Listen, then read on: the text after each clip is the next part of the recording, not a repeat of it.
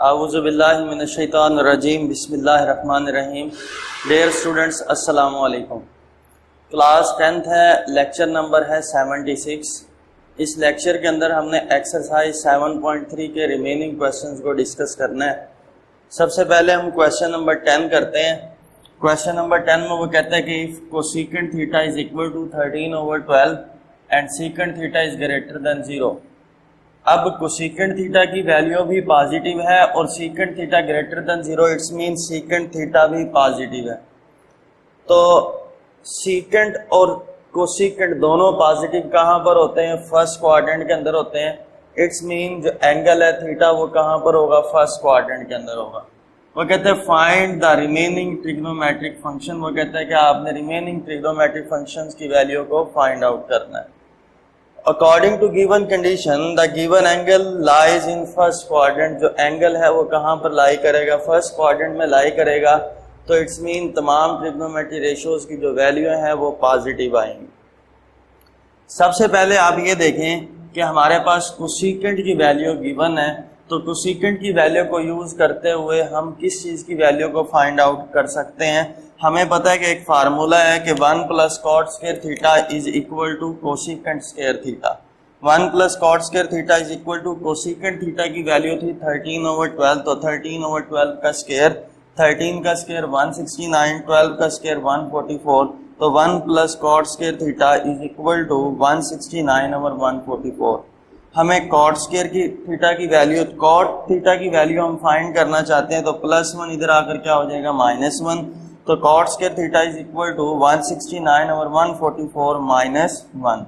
LCM लेंगे 144 आएगा। 169 - 144, 169 में से 144 माइनस करेंगे तो 25/144 which is equal to cot square theta. हमें कॉट की वैल्यू चाहिए तो स्क्वायर को खत्म करने के लिए स्क्वायर रूट लेंगे। तो cot theta is equal to 25 का स्क्वायर रूट 5 और 144 का स्क्वायर रूट क्या आ जाएगा? 12। तो कॉट थीटा की वैल्यू क्या आ जाएगी बेटा? 5/12।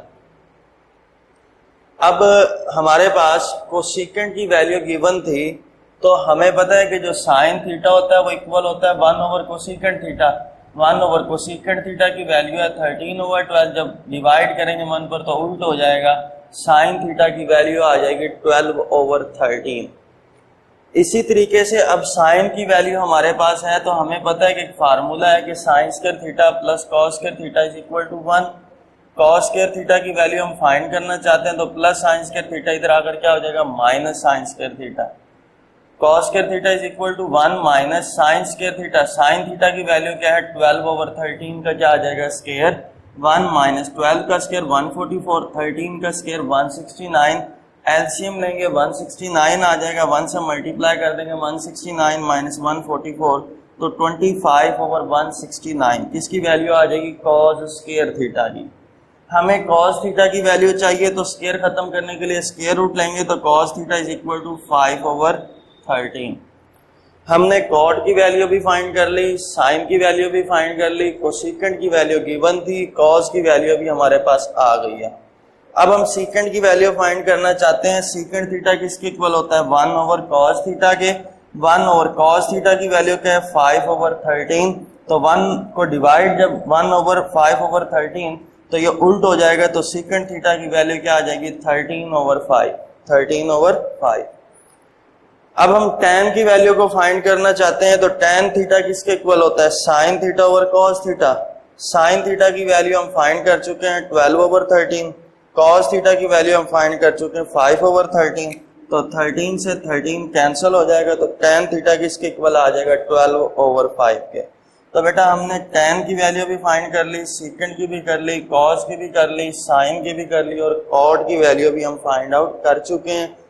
कोसेकेंट की वैल्यूज ने क्वेश्चन में हमें पहले गिवन दी थी। आप देख सकते हैं कि तमाम ट्रिग्नोमेट्रिक रेशियोज की जो हमने वैल्यूज फाइंड की हैं उनके साथ पॉजिटिव का साइन है। क्यों? क्योंकि एंगल फर्स्ट क्वाड्रेंट के अंदर लाई कर रहा था। इसी तरीके से क्वेश्चन नंबर 11 है। क्वेश्चन नंबर 11 के अंदर उसने एक राइट एंगल ट्राइंगल बनाई हुई है और वो कहता है कि आपने इस राइट एंगल ट्राइंगल को यूज करते हुए ट्रिग्नोमेट्रिक रेशियोज की वैल्यू को फाइंड आउट करना है। अब देखिएगा ये 90 डिग्री है, 90 डिग्री के अपोजिट साइड क्या होती है, हाइपोटेन्यूस होती है। लेकिन आपने यहाँ पर एंगल को देखना है, एंगल ये है थीटा, तो एंगल के अपोजिट जो साइड होगी वो क्या होगी, परपेंडिकुलर होगी, और जो थर्ड साइड रह जाएगी रिमेनिंग वो क्या हो जाएगी, बेस हो जाएगी। तो हाइपोटेन्यूस की वैल्यू भी गिवन है, परपेंडिकुलर की वैल्यू भी गिवन है, बेस की वैल्यू भी गिवन है। तो आपने जब हमने चैप्टर नंबर एक्सरसाइज 7.3 को स्टार्ट किया था तो उस लेक्चर में हमने एक चीज डिस्कस की थी कि जो साइन थीटा होता है वो किसके इक्वल होता है, परपेंडिकुलर ओवर हाइपोटेन्यूस। परपेंडिकुलर की वैल्यू क्या 8 है, हाइपोटेन्यूस की वैल्यू 17 है, तो साइन थीटा किसके इक्वल आ जाएगा, 8 ओवर 17। तो कोसेकेंट थीटा किसके इक्वल होता है, 1 over sine theta. 1 over sign theta की वैल्यू क्या 8 ओवर 17, तो कोसेकेंट की वैल्यू क्या आ जाएगी, 17 ओवर 8। तो साइन की भी वैल्यू आ गई है, कोसेकेंट की भी वैल्यू आ गई है। इसी तरीके से जो कॉस थीटा होता है वो किसके इक्वल होता है, base over hypotenuse. Base over hypotenuse, base की वैल्यू क्या 15, हाइपोटेन्यूस की वैल्यू क्या 17, तो cos theta is equal to 15 over 17। Secant theta किसके इक्वल होता है, 1 ओवर कॉस थीटा के। 1 ओवर कॉस थीटा की वैल्यू क्या 15 ओवर 17, तो क्या आ जाएगा, सीकेंट थीटा किसके इक्वल आ जाएगा, 17 ओवर 15। तो साइन, कोसेकेंट, कॉस और सीकेंट की वैल्यू हमारे पास आ गई। इसी तरीके से tan थीटा किसके इक्वल होता है, परपेंडिकुलर ओवर बेस। परपेंडिकुलर की वैल्यू क्या है 8, बेस की वैल्यू क्या है 15, तो tan theta is equal to 8 over 15। Cot theta जो होता है वो किसके इक्वल होता है, 1 ओवर tan थीटा के। 1 ओवर tan थीटा की वैल्यू क्या 8 ओवर 15, तो क्या बन जाएगा, cot theta is equal to 15 over 8। तो हम tan और कॉट की वैल्यू को भी फाइंड आउट कर चुके हैं।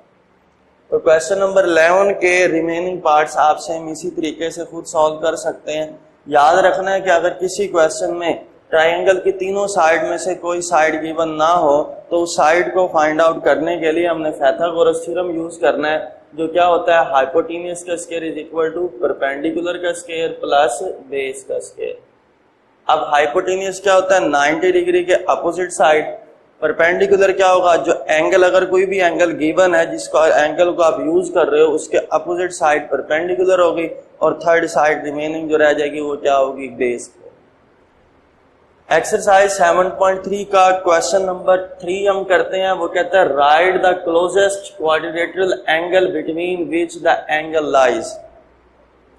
क्वाड्रिलेटरल एंगल कौन से एंगल होते हैं, जो एक्स और वाई एक्सिस पर लाई करते हैं वो एंगल क्या होते हैं, क्वाड्रिलेटरल एंगल होते हैं। For example 90 degree, 270 degree, 360 degree, 180 degree, ये कौन से एंगल हैं, क्वाड्रिलेटरल एंगल हैं। तो वो कहता है कि आपने ये बताना है कि गिवन जो एंगल उसने दिया हुआ है वो कौन से क्लोजेस्ट क्वाड्रिलेटरल एंगल में एग्जिस्ट करता है। क्वेश्चन पहला पार्ट है 156। अब आप देखें कि जो 156 है वो 90 से ग्रेटर है और 180 से लेस है, तो ये एंगल 156 कहां लाई करेगा, 90 और 180 के दरमियान में। इसी तरीके से नेक्स्ट एंगल है 318 डिग्री, तो ये 318 डिग्री जो है ये 270 से ग्रेटर है और 360 से लेस है, तो ये एंगल कहां पर लाई करेगा, 270 एंड 360 के दरमियान में। ये यहां पर मैंने डायग्राम के थ्रू भी समझाया हुआ है। यहाँ पर एंगल 270 होता है, यहाँ पर 360 होता है, तो 318 जो है वो इसके दरमियान में कहीं पर लाई करेगा। 572 डिग्री, ये बेटा देखे 572 डिग्री जो है वो 540 डिग्री और 630 डिग्री के दरमियान में होता है। यहाँ पर एंगल 540 डिग्री होता है, यहाँ पर एंगल 630 डिग्री होता है, तो इसके दरमियान में कहीं पर भी ये फॉर एग्जांपल मैं कहता हूं कि एंगल 572 डिग्री बन रहा है। इसी तरीके से -330 डिग्री है, एंगल नेगेटिव आ गया, तो आपको पता है कि आपने क्लॉकवाइज डायरेक्शन में चलना है, तो एंगल आप यहां से काउंट करना शुरू करेंगे, एंगल को यहां से मेजर करना शुरू करेंगे, तो ये एंगल -270 और -360 यहां पर है। अगर हम पॉजिटिव मेजर लें तो ये 0 और 90 बनता है, तो जो -330 डिग्री का एंगल होगा वो 0 और 90 डिग्री के दरमियान में लाई करेगा।